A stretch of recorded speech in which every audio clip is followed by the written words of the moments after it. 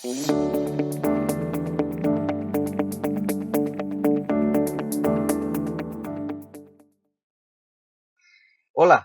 bienvenido, bienvenida a esta aula virtual de la Escuela Bíblica de Casa de Oración Cristiana, en donde estamos llevando este transitar a través del Evangelio de Mateo. En el capítulo 24 nos encontramos en este momento. Si estás con nosotros desde anteriores sesiones, pues sabrás que estamos ahí terminando este capítulo. Si te nos unes hoy, debes saber que tienes toda la posibilidad de mirar las sesiones anteriores aquí en el canal de YouTube de COC. Así que te invitamos a quedarte con nosotros en los próximos 30 minutos y considerar en este tiempo la siguiente lección de este precioso evangelio. Oramos y damos inicio con el estudio de este día. Señor, gracias por la oportunidad de conocerte cada día más. Dios, gracias porque nos has entregado tu palabra y a través de tu palabra, Señor, nos instruyes cada día. Pedimos la guía de tu Espíritu Santo en todo lo que conversemos en este momento, Dios, para que podamos conocerte más y poder vivir según tu voluntad. En el nombre de Cristo Jesús. Amén. Así es. Estamos, como decimos, en el capítulo 24 de Mateo, específicamente en los versículos 42 al 44, donde el Señor Jesús viene enseñándoles, hablándoles a los discípulos sobre la importancia de velar, pero sobre todo en el contexto de su segunda venida, que los creyentes, ya sea del pueblo judío o algunos gentiles que durante la gran tribulación estén esperando ya su definitiva venida a la tierra, su definitivo regreso al final de esos 7 años de tribulación, pues que estén pendientes en todo momento de esa venida, de la venida del Señor Jesucristo. Pero que, como decíamos ya en la sesión pasada, donde ya compartíamos este pasaje o comenzábamos a compartirlo, ese velar es válido para todos los creyentes, inclusive nosotros hoy que estamos pendientes de ese arrebatamiento que va a ocurrir en cualquier momento. Entonces debemos estar siempre velando, y que ese velar no significa solamente estar despierto, estar pendiente, porque eso es una figura realmente. Significa estar en el espíritu, en nuestro diario vivir, caminando y viviendo pendientes de la voluntad de Dios, actuando, pensando y hablando conforme a la misma, para que el Señor nos encuentre precisamente alineados con su voluntad y con su palabra cuando Él venga, ya sea por nosotros en el arrebatamiento o al final de los tiempos en su segunda venida, ya definitivamente para posesionarse en Jerusalén y reinar por 1000 años. En eso estábamos la ocasión pasada, así que vamos a retomar el texto donde quedamos. Leemos nuevamente el pasaje y seguimos allí. Velad pues, porque no sabéis a qué hora ha de venir vuestro Señor. Pero sabed esto, que si el padre de familia supiese a qué hora el ladrón habría de venir, velaría y no dejaría minar su casa. Por tanto, también vosotros estad preparados, porque el Hijo del Hombre vendrá a la hora que no pensáis.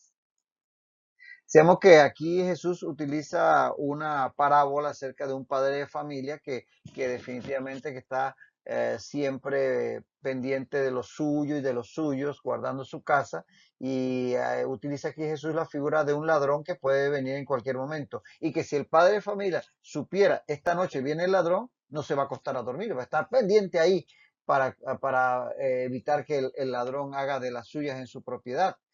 Esa es la figura que él está haciendo. Si ellos van a estar avisados, la generación que va a estar esperando a Jesús al final de los tiempos, o nosotros mismos que estamos avisados que Jesús puede venir en cualquier momento por su iglesia en ese arrebatamiento, debiéramos estar precisamente pendientes espiritualmente hablando, no que vamos a estar ahí pendientes nada más mirando hacia el cielo, no, pendientes de nuestra vida diaria, viviendo conforme a la voluntad de Dios.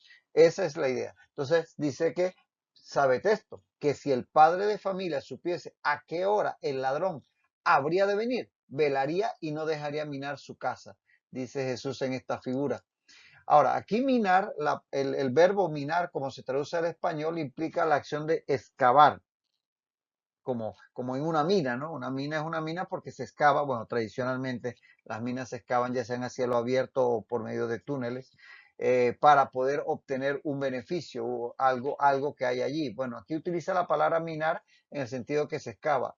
¿Y por qué habla de excavar en el caso de asaltar una casa? Porque las casas en el cercano oriente antiguo, así como en el campo nuestro, sobre todo allá en la región de Azuero y en otras áreas del interior, anteriormente, ya hoy no se ve mucho, las casas eran de adobe.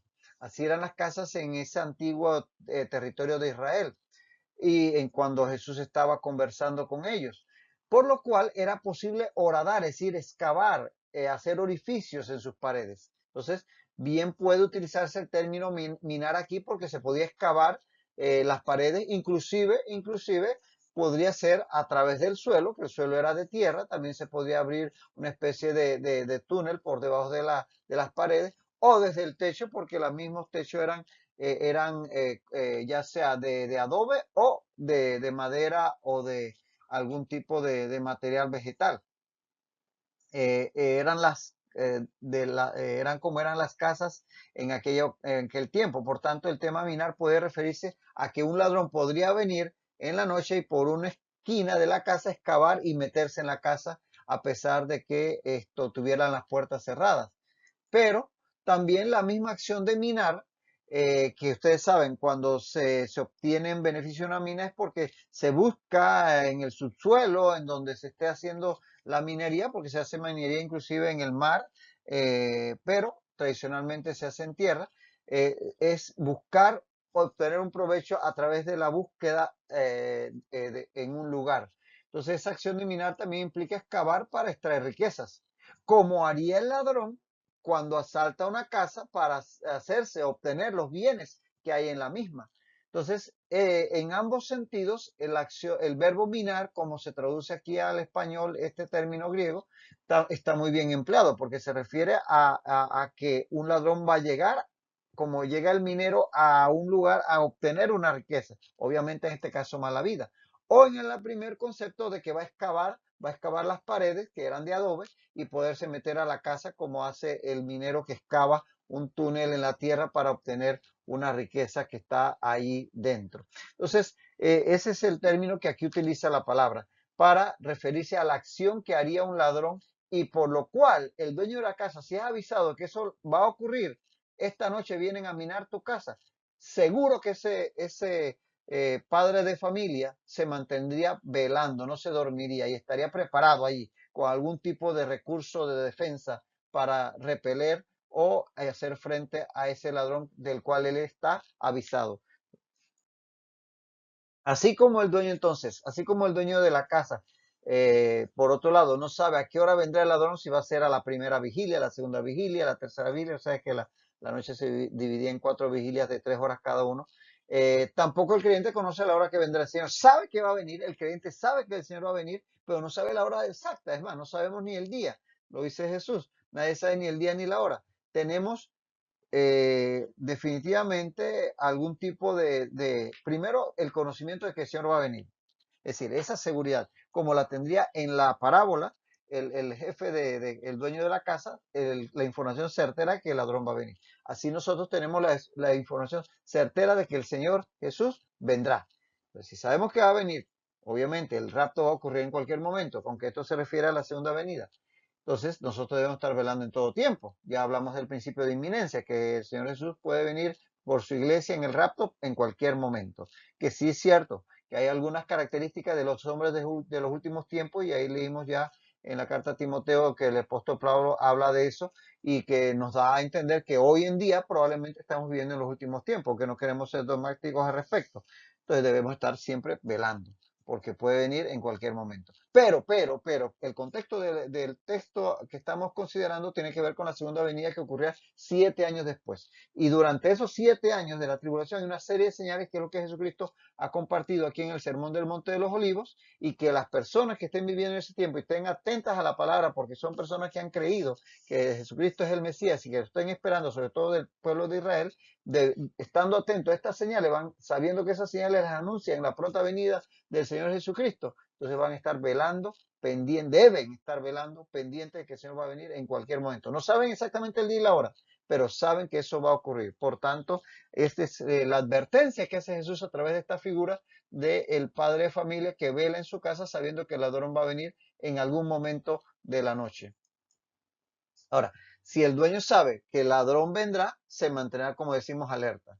Y así el creyente que está seguro de la venida del Señor debe mantenerse velando. Es lo que venimos afirmando. Entonces, definitivamente, que es lo que enseña esta parábola, sobre todo para los creyentes, sobre todo el pueblo de judío, pueblo de Israel, que estén en el tiempo de la tribulación pendientes de que el Señor Jesús va a venir de forma definitiva al final de la tribulación para tomar para establecer su reino milenial en la tierra. Y de ese velar es el que está hablando el Señor en este momento.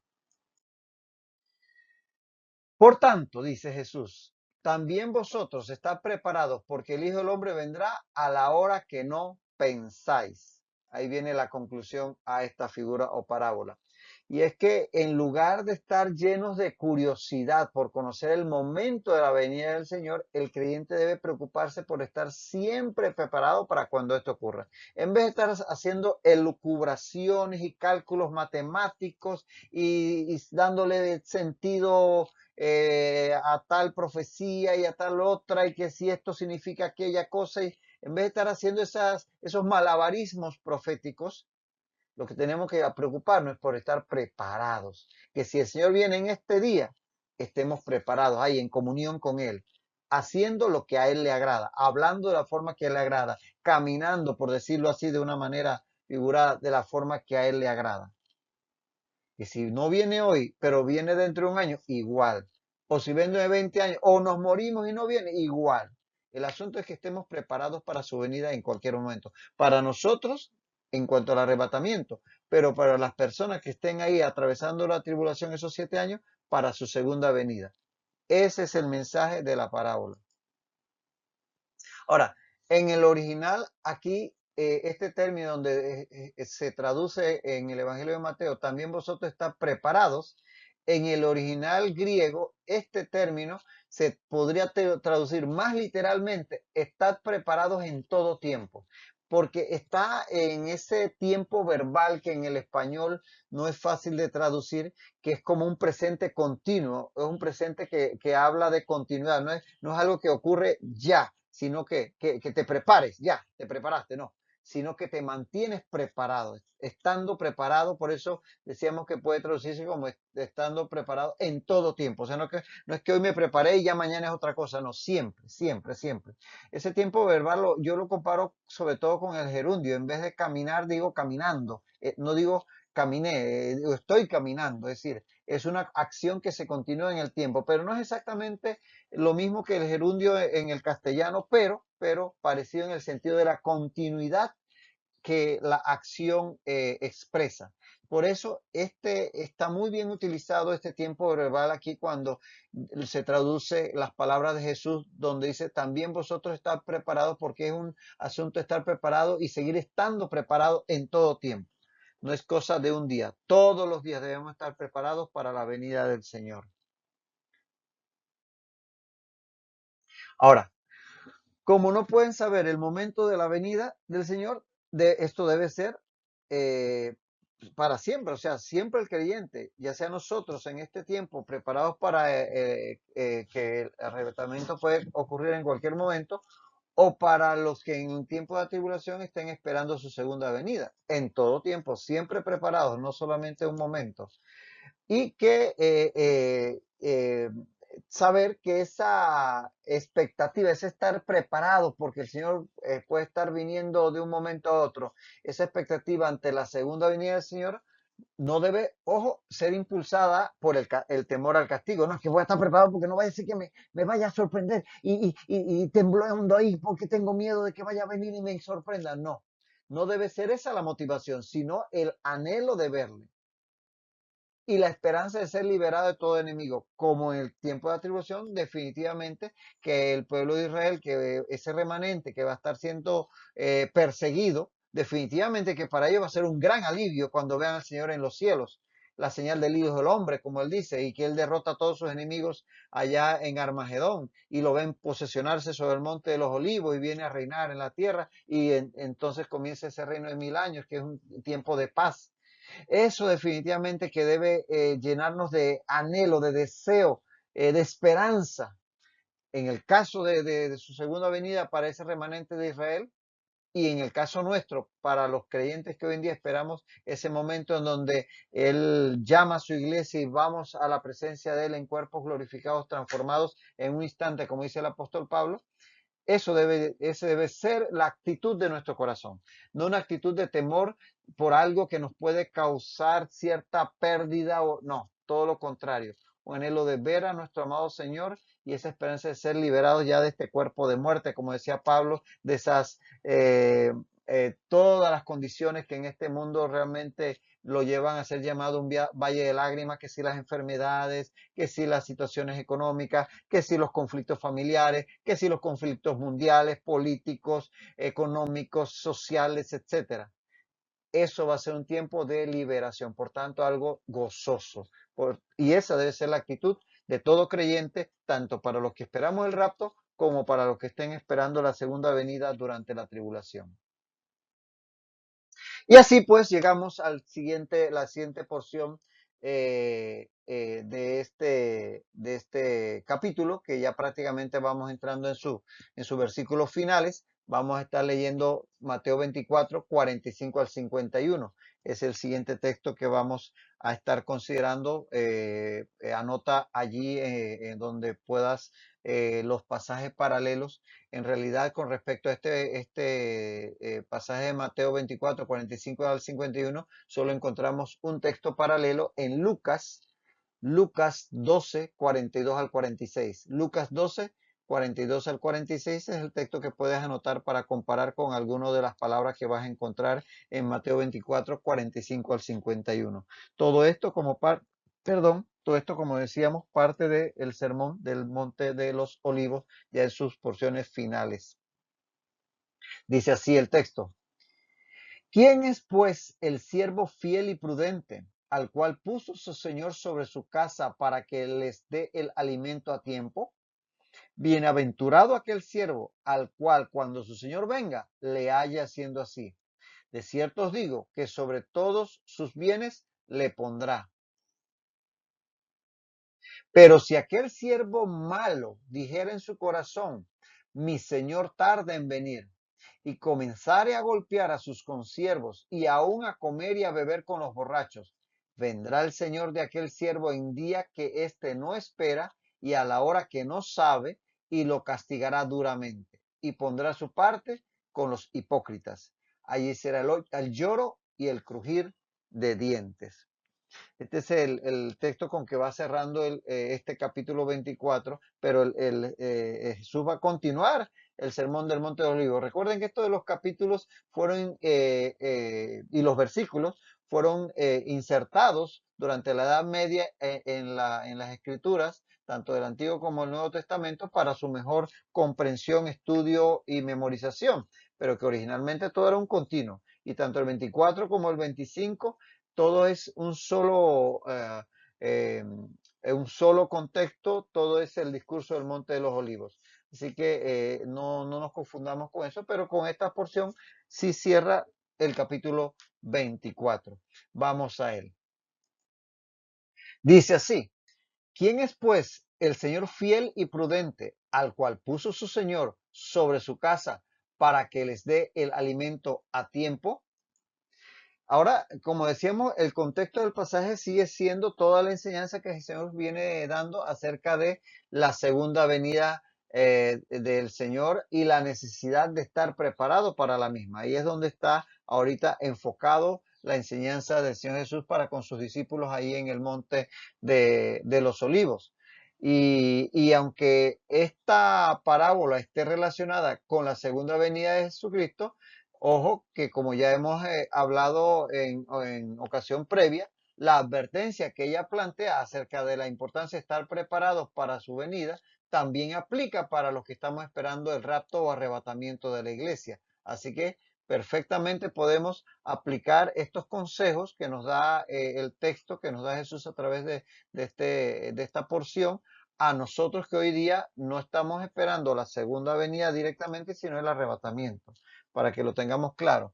Y es que habiendo explicado anteriormente la parábola del padre de familia, que si fuera advertido con respecto a un ladrón que viene a minar su casa, estaría preparado velando, ahora utiliza otra parábola a renglón seguido, pero esta con respecto a dos siervos, uno bueno y uno malo, que ambos deben estar haciendo las cosas mientras el Señor se va, las cosas que Él le ha mandado hacer. Y es lo que vamos a ver en este momento. Así que las dos parábolas, la que acabamos de terminar y la que estamos comenzando a ver en esta ocasión, encierran la misma tipo de enseñanza, la importancia de estar velando, y ese velando implica haciendo la voluntad de Dios en tanto que el Señor regresa. Ahora, importante por lo que vamos a ver, lo que describe la parábola, porque puede ser que nos haga pensar que esto es solamente para los ministros, pastores y demás. Importante reconocer que la enseñanza de la parábola es para todo creyente, tanto líderes como liderados, ¿ah? Para toda la iglesia. Así que para que estemos claros en eso y no digamos, ese es para el mayordomo de la casa, en este caso para el pastor, para el líder, para el ministro. Y es que delante del Señor todos somos siervos. Repito, delante del Señor todos somos siervos. A veces ese tema hay que guardar ese aprecio, ese respeto. La palabra nos enseña que reconozcamos a las autoridades, que reconozcamos a los que nos alimentan de la palabra de Dios, que imitemos su fe. Eso es totalmente bíblico y te animo a que lo practiques. Aquel líder, aquel maestro, aquel pastor que te guía, que te orienta, que te aconseja, que por favor no desmerites jamás, jamás ese sacrificio que ese hombre, esa mujer hacen en la obra del Señor. Más bien deben ser reconocidos. Pero, saber que todos somos siervos del Señor y todos somos llamados a hacer la obra del Señor en nuestro pequeñito o grande área de servicio. Y saber que eso es lo que es un siervo, un servidor, en lo que sea. Claro, quizás como seres humanos hemos caído a veces en el error de que esas funciones, estas labores que el Señor nos encarga han pasado a ser títulos, humanamente hablando, así como muy rimbombantes, el siervo, la sierva, y pareciera que estuviéramos dándole títulos de reyes y reinas y condes y duques y princesas como en la antigüedad con el tema de la nobleza. Y eso no es así. Debemos, repito, reconocer a los que nos ministran, a los que nos dirigen y demás, pero saber que el tema del siervo es para todos nosotros, porque todos en alguna medida somos siervos de los demás. Somos siervos primero del Señor, pero para servir a los demás, quise decir. Muy bien, seguimos allí.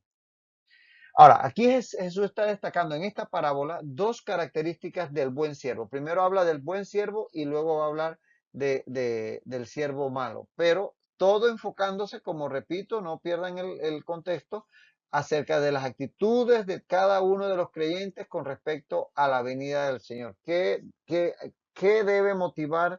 ¿A qué nos debe motivar esa expectativa de la venida del Señor? Con respecto al buen siervo, él va a destacar, porque comienza hablando del buen siervo, va a destacar una actitud que es la fidelidad y una aptitud que es la prudencia.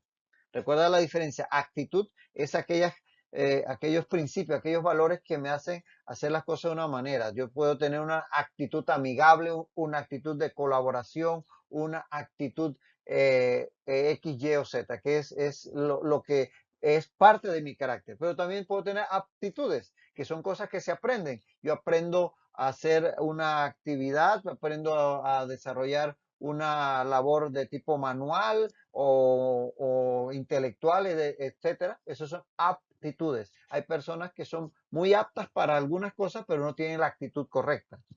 Y hay personas con mucha actitud, pero no se han preparado, no tienen entonces la aptitud.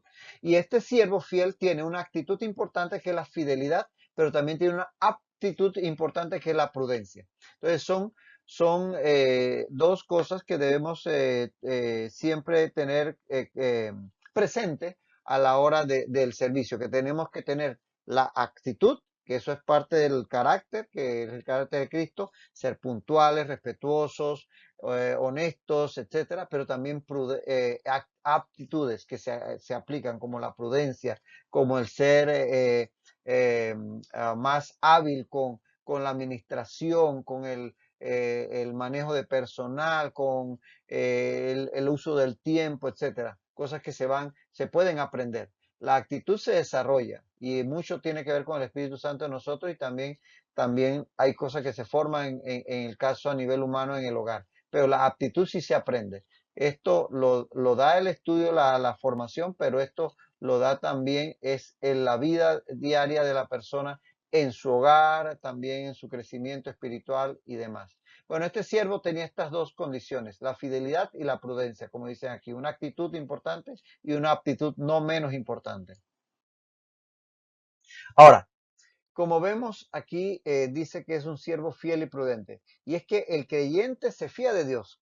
De hecho, por eso somos fieles, porque creemos en Dios. Entonces nos fiamos de Dios. Yo confío en Dios. Nosotros los creyentes nos fiamos de Dios. Pero Dios también se fía del creyente fiel. Es decir, le pone en sus manos el administrar su obra, porque le ha reconocido fiel, le ha visto su actitud en su corazón de que es fiel. Entonces, podemos decir, obviamente, proporciones guardadas, porque sabemos que los hombres en toda, aún siendo creyentes, somos falibles. Pero podemos decir en términos generales que el creyente se fía de Dios y por eso caminamos día a día buscando de Él, pero Dios se fía del creyente fiel. O sea que Dios se confía en que podemos servirle y por eso pone en nuestras manos ministerios, personas, tiempos, recursos, etcétera. Ahora, cuanto más valioso, esto es un principio básico en el reino, cuanto más valioso es lo que se le confía, tanto mayor es la fidelidad que se espera del siervo. Cuanto más valioso es lo que se le confía, tanto mayor es la fidelidad que se espera del siervo. Porque ciertamente su Señor va a poner en sus manos algo valioso. Esas manos tienen que ser muy fieles al Señor. Mientras más importante es lo que el Señor va a poner en sus manos, más fidelidad considera que debe haber en esa persona a quien se la confía. Al respecto, 1 Corintios 4:2 dice, 1 Corintios, vamos desde el 1, dice, 1 Corintios 4:1 y 2, ténganos los hombres por servidores de Cristo y administradores de los misterios de Dios.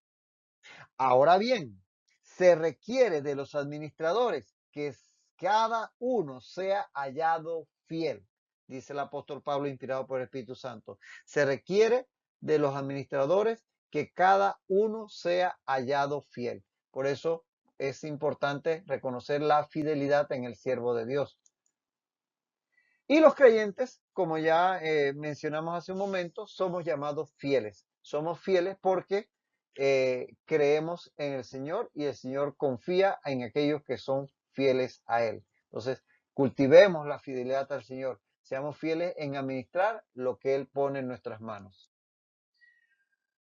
Ahora, Dios confía su obra a quienes son capaces, o sea que no solamente es la actitud, sino también la aptitud, porque va a poner en sus manos vidas humanas, por eso entonces va a ponerlas en manos capaces. Y aquí tenemos que hablar entonces de esa prudencia que se ejemplifica en las características de ese siervo bueno.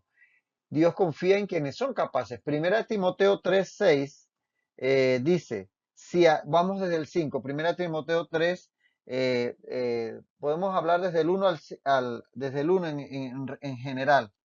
Dice en 1 Timoteo 3:1, si alguno anhela obispado, buena obra desea, pero es necesario que el obispo sea irreprensible, y da una lista de características de aquel siervo que va a ocupar un cargo superior en la iglesia, como el obispo.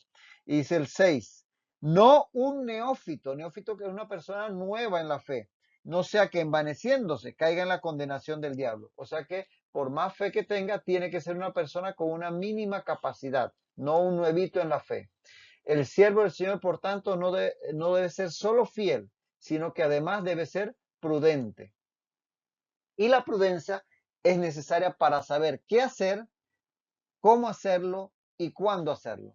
Entonces es importante que el siervo de Dios sea prudente, no un neófito, dice allí. Obviamente, un neófito es una persona nueva en la fe. Esa persona que llega nueva a la iglesia tiene que pasar por ese proceso, estudiar la palabra, ir a la escuela bíblica, crecer en el Señor, y el Señor le va a ir dando y el Señor lo va a usar. No quiere decir que tiene que empezar 20 años. O sea, hay personas que crecen rapidísimo por la gracia del Espíritu Santo, pero ciertamente Dios va a poner a su iglesia en manos de personas con la aptitud y la actitud. Aquí nos quedamos por ahora. Ahí seguiremos prontamente. Hasta entonces, que el Señor te bendiga.